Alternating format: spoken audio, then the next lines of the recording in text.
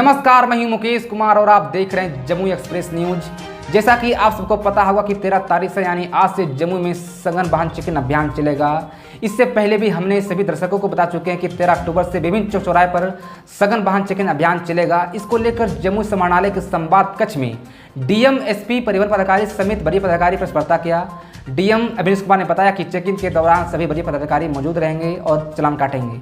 अब मैं बता दूं कि क्या नहीं रहने पर कितना का जुर्माना देना पड़ सकता है, जरा सुनिए।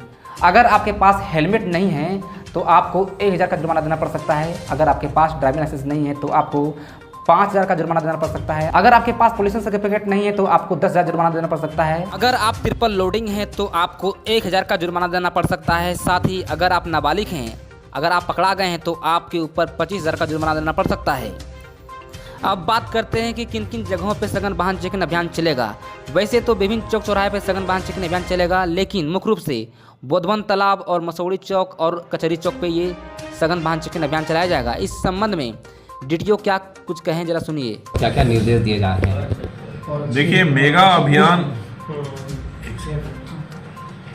ये मेगा अभियान नहीं है। इसको मेगा अभियान का शब्द ना कहिए, ये सामान्य अभियान है। और मुझे लगता है जमुई के हर एक जनता को अब समय आ चुका है कि नियम कानून का पालन 100% करना पड़ेगा।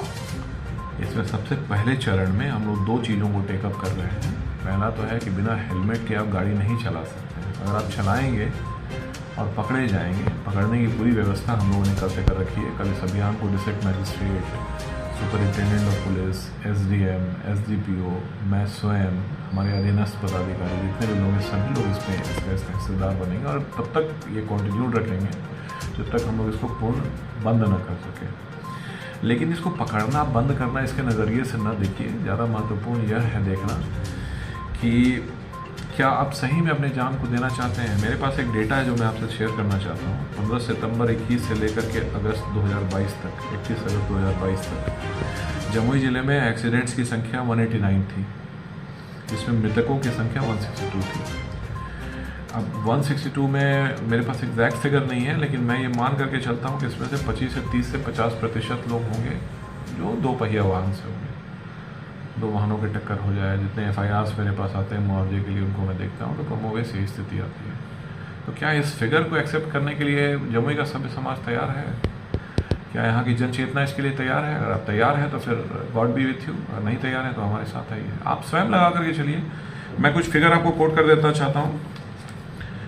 जो फाइन्स हैं 177 में 500 रुपया है, जो एक सामान्य श्रेणी का फ़ाइन है। उसके अलावा disobedience of order of authority यानी अवज्ञा, उसके लिए 2000 है। बिना लाइसेंस के 5000 है। अगर आप लाइसेंस नहीं लेकर के चल रहे हैं तो 5000 तो आप गारंटीड मानिए।